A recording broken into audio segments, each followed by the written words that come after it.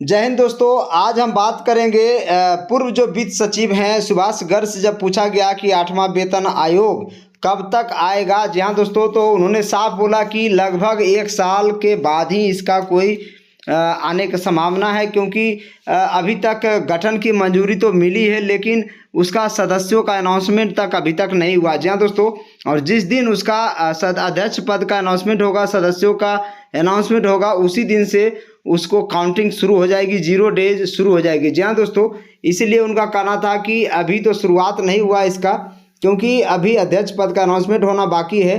उसके बाद वो रिपोर्ट तैयार करेंगे, पूरे देश भर से 72 मंत्रालय हैं इंडिया के पास, सभी मंत्रालयों के पास से रिपोर्ट लेंगे और विदेशों में जो पेंशन सिस्टम है उसका भी स्टडी करेंगे और किस तरह से जो वेतन आयोग दिया जाता है वो पूरा स्टडी करके निचोड़ करके ही निकालेंगे 8वां वेतन आयोग के बारे में।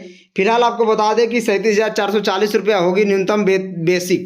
जी हाँ दोस्तों, एक न्यूज में ये आर्टिकल छपा हुआ है, तो हमने चाहा कि इस पर भी पूरा डिटेल बता दें आपको कि फिटमेंट फैक्टर कितना रहने का उम्मीद है, क्योंकि सुभाष जो गर्ग हैं पूर्व वित्त सचिव हैं, उनका कहना था कि 1.92 से लेकर 2.08 के बीच में ही फिटमेंट फैक्टर सरकार देगी। और आपको बता दें अभी जो डीए है वो 2% ही बढ़ने का उम्मीद बताया जा रहा है। ये सुभाष चंद्र गर्ग ने भी बोला है, क्योंकि जो राउंड अप फिगर होता है उसको हटा दिया जाता है, यानी कि 55.99 आ रहा है तो उसको 56% नहीं माना जाएगा, उसको 55% ही माना जाएगा। यानी कि कह सकते हैं कि डीए की जो बढ़ोतरी होगी 2% का ही होगा। यहाँ आप देख सकते हैं 8वां पे कमीशन 37,440 रुपया होगी न्यूनतम बेसिक सैलरी।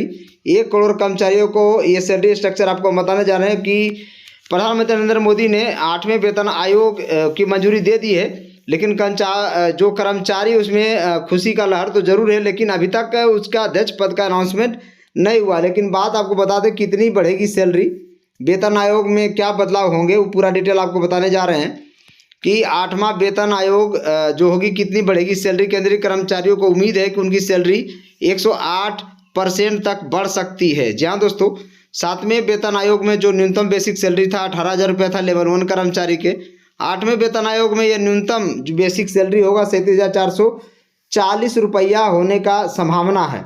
और ये न्यूज़ चैनल पर भी आया हुआ है।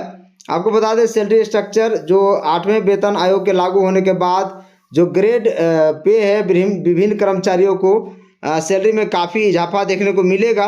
लेवल 1 के जो कर्मचारी हैं उनका न्यूनतम बेसिक सैलरी 18,000 से बढ़कर 37,440 रुपये होने की संभावना है। 6 लेवल जो 6 लेवल पर हैं कर्मचारी जिनकी बेसिक सैलरी 35,400 रुपया हुआ करती है, वो सैलरी बढ़कर 73,700 रुपये तक हो सकती है। लेवल 10 में जो कर्मचारी हैं या उससे वरिष्ठ अधिकारियों की सैलरी में दोगुना तक की बढ़ोतरी देखी जा सकती है। डीए भत्ता और अन्य भत्तों में भी वृद्धि होगी। आपको बता दें कि बेसिक सैलरी ही नहीं बल्कि डीए और टीए हाउस रेंट अलाउंस में भी बढ़ोतरी की जाएगी। वर्तमान में डीए अभी 53% पहुंच चुका है, जो 50% लिखा हुआ 53% पहुंच चुका है और नए वेतन आयोग आने के बाद अभी और भी बढ़ेगा।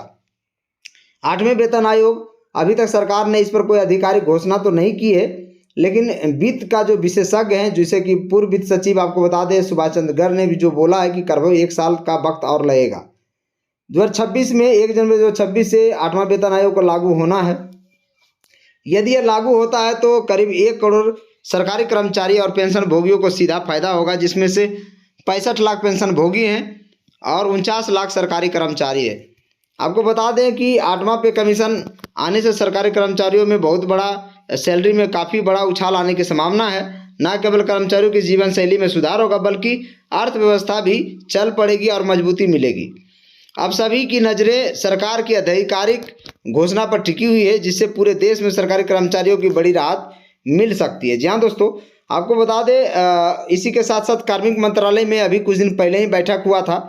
पूरा डिटेल आपको बता दें कि बहाल होगी पुरानी पेंशन। ओपीएस बहाली को लेकर डीओपीटी के साथ बैठक हुआ था, जो पूरा डिटेल आपको हम बताए थे वीडियो के माध्यम से, जिसमें से जो बता दें कि जो मंजीषी पटेल हैं उन्होंने 2 चीज़ की मांग रखी थी कि सेवानिवृत्ति और स्वैच्छिक सेवानिवृत्ति VRS अनिवार्य सेवानिवृत्ति के सभी मामलों में जो कर्मचारी का अंशदान है उसे पूर्ण वापसी की जाए, यानी कर्मचारी द्वारा एनपीएस में दिया गया अंशदान ब्याज सहित वापस मिले और किसी भी स्थिति में कर्मचारी को योगदान नहीं डूबेगा, ये बात की मांग की गई। दूसरी मांग थी कि सरकारी अंशदान छोड़ने पर ओपीएस के तहत 50% पेंशन की गारंटी दी जाए, यानी कह सकते हैं कि महंगाई भत्ता डीए के साथ 50% पेंशन सुनिश्चित की जाए। ओपीएस के मौजूदा नियमों के तहत पेंशन प्रणाली को लागू किया जाए और वॉलंटरी रिटायरमेंट के लिए भी अहम मांग किया गया। वॉलंटरी रिटायरमेंट वीआरएस के लिए 25 वर्ष की जगह पर 20 साल सेवा किया जाए, सेवानिवृत्ति की तिथि से ही बल्कि उसी दिन से, यानी कि जब आप रिटायरमेंट होते हैं, सेवानिवृत्ति होती है उस समय से नहीं, बल्कि जिस दिन से आप वॉलंटरी रिटायरमेंट होते हैं उसी दिन से पेंशन शुरू किया जाए, यही मांग रखा गया था। आज आपको बता दें मंजी सिंह पटेल ने ये मांग रखा है डीओपीटी के सामने, और आपको बता दें कि इस पे सरकार भी काफ़ी सहमति जता चुकी है और आने वाला वक्त में पता चलेगा कि सरकार कितना कुछ दे पाती है हम लोगों के लिए। जी हाँ दोस्तों, इसके अलावा बहुत सारे न्यूज़ है, बाकी न्यूज़ और आगे भी बताएंगे आपको। फिलहाल यही था कि 8 पे कमीशन में आपकी जो बेसिक सैलरी है लेवल 1 के कर्मचारी का, वो आपको बढ़ करके 37,440 रुपया हो जाएगा, वो न्यूज़ में भी चल रहा है। जी हाँ दोस्तों, जो आपको हम दिखा पा रहे हैं अपने वीडियो के माध्यम से। बाकी आपका क्या जवाब है, कमेंट है ज़रूर करके बताना। जय हिंद, जय भारत।